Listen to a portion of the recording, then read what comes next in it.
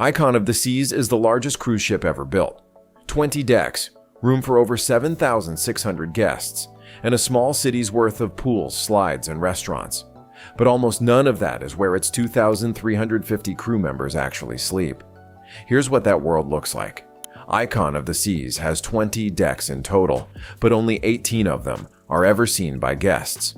The remaining 2 are reserved entirely for crew, sleeping quarters, and the behind-the-scenes systems that keep the rest of the ship running.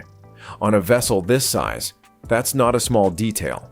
It means an entire hidden layer of the ship, roughly the size of a small apartment complex, exists purely to house and support the people who make everything above it work. With 2,350 crew members on board at any given time, Icon has one of the largest crews of any ship in the world.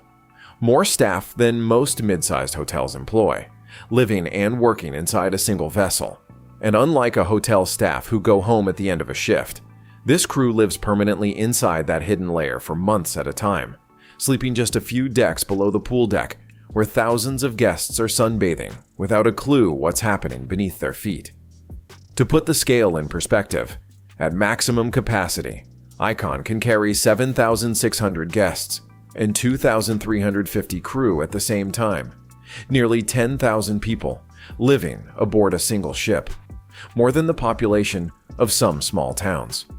Every one of those crew members needs somewhere to sleep, eat, and recover between shifts, which is exactly why those 2 dedicated decks exist, not as an afterthought, but as essential infrastructure for a ship built to run around the clock. Despite Icon of the Seas being famous for some of the largest staterooms at sea, including multi-level family suites with their own slides, crew cabins follow a completely different design philosophy. Efficiency first. A standard crew cabin is shared by 2 people, fitted with bunk beds, built-in storage, a small desk, and a compact bathroom, all inside a space many guest cabins on the same ship would consider undersized for one person. Officers and senior staff typically get more space, sometimes a private cabin, occasionally with a porthole. But the vast majority of crew, from wait staff to housekeeping to entertainment cast, share a room roughly the footprint of a hotel bathroom. On a ship built around the idea of giving guests more room than ever before, the crew's own sleeping space follows the opposite design logic entirely. The smallest footprint that still lets someone sleep, recover, and get back to work. That contrast becomes almost surreal in practice.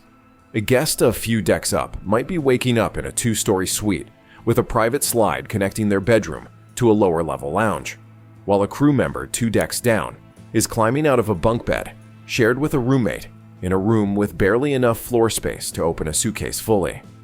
Both are technically living on the same ship, but in almost every practical sense, they're experiencing 2 entirely different vessels. Crew quarters on Icon are positioned low in the ship, several decks below where guests ever venture. In the same general area, other large cruise ships place their crew, for stability, structural reasons, and to keep guest-facing space as large as possible.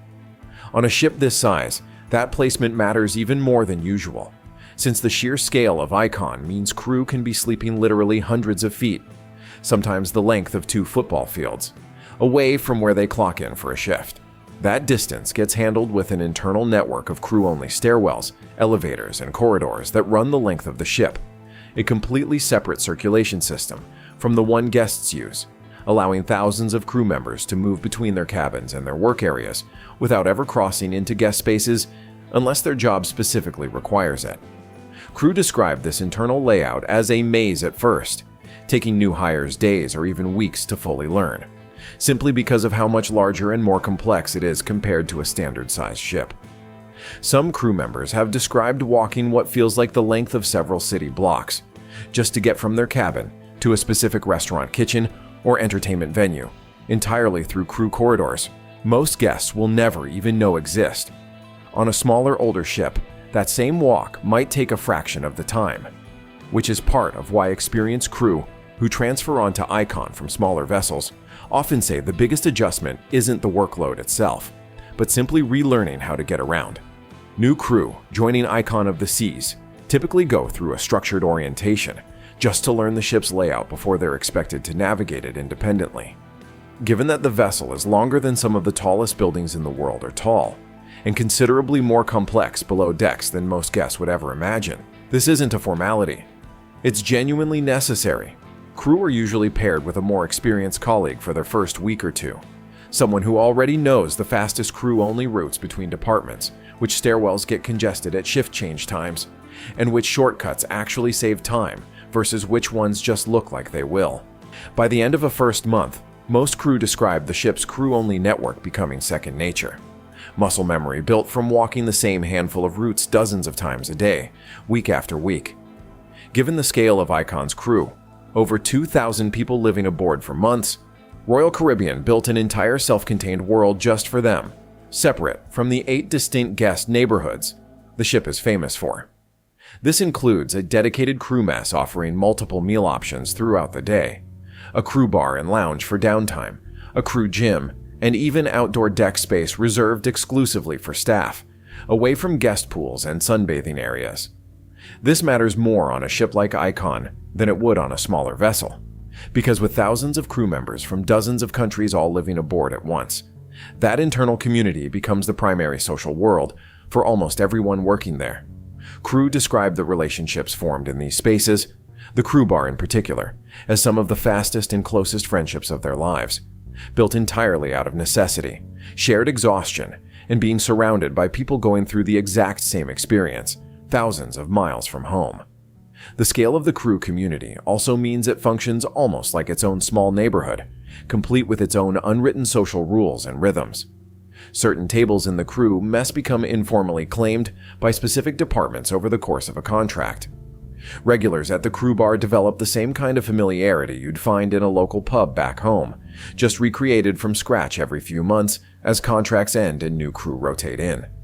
It's a temporary community, but a remarkably tight one, built specifically to help thousands of people function together in a space this size. With over 7,600 guests at maximum capacity, relying on a crew of 2,350, staffing on Icon runs on a tightly managed schedule, where shifts are staggered around the clock to make sure every guest-facing area, dining, entertainment, housekeeping, is covered at all hours. That means crew cabins are rarely fully quiet, since roommates and neighbors are often on completely different shift patterns, one heading to bed as another is getting up. Because of that, many crew develop specific habits to protect their sleep: eye masks, earplugs, agreeing on quiet hours with a roommate or timing showers, and getting ready around a partner's shift instead of their own. On a ship this large, with this many people living in close quarters, protecting a decent night's sleep becomes something crew actively manage rather than something that just happens on its own. Department heads are aware of this too, and scheduling on a ship the size of Icon is deliberately built around it. Crew are generally paired with roommates from the same or a compatible department where possible, specifically to reduce the odds of 2 people on completely opposite shifts sharing one small room. It doesn't eliminate the problem entirely. With thousands of crew and dozens of departments running simultaneously, some mismatch is inevitable, but it's a level of planning most guests would never guess goes into simply making sure crew can sleep. Even on a ship engineered as smoothly as Icon of the Seas, crew cabins sit close enough to the engine and propulsion systems that a low, constant hum and mild vibration are simply part of sleeping on board. Most crew say they stop noticing it entirely after the first few weeks. It becomes background noise, similar to how someone living near a train line eventually stops hearing it. Icon's propulsion system uses large azimuthine pods rather than traditional propellers and rudders, which crew who've worked on older ships often describe as noticeably smoother in day-to-day operation. Still, no ship this size is silent. Between the mechanical hum, the footsteps of neighbors on different shifts, and the general activity of a floating city carrying thousands of people, crew quickly learn that quiet on a megaship simply means something different than it does on land, and that getting real rest depends far more on routine and habit than on the room itself ever being fully silent. Location within the ship makes a real difference too. Cabins positioned directly beneath high-traffic guest areas, a main dining room, a nightclub, one of the ship's 7 pools, tend to pick up more overhead noise than cabins tucked into quieter zones of the crew decks. Crew who've spent enough contracts on board start to know which sections to request and which to avoid, treating cabin location almost the way homebuyers treat neighborhoods on land. Not just square footage, but exactly what's happening above your head at 11 p.m. Given everything working against it, the size of the ship, the shared space, the constant shift changes, it might seem like sleep on Icon of the Seas would be genuinely difficult to manage. And in some ways, it is. But crew consistently point to the same handful of things that make it work anyway. A community built entirely around shared experience, a schedule that becomes second nature after the first few weeks, and a physical layout that, once learned, turns a ship the size of a small town into something that feels surprisingly manageable to navigate. Most crew who've worked on Icon compare it to earlier ships they've served on, and describe roughly the same conclusion. The ship is bigger, the crew is bigger, the systems are more complex, but the fundamentals of getting proper rest below deck haven't really changed. It still comes down to the same things it always has: a predictable routine, people around you who understand exactly what you're going through, and a small personal space that's yours the moment the cabin door closes, no matter how many thousands of guests are still awake and party in 17 decks above.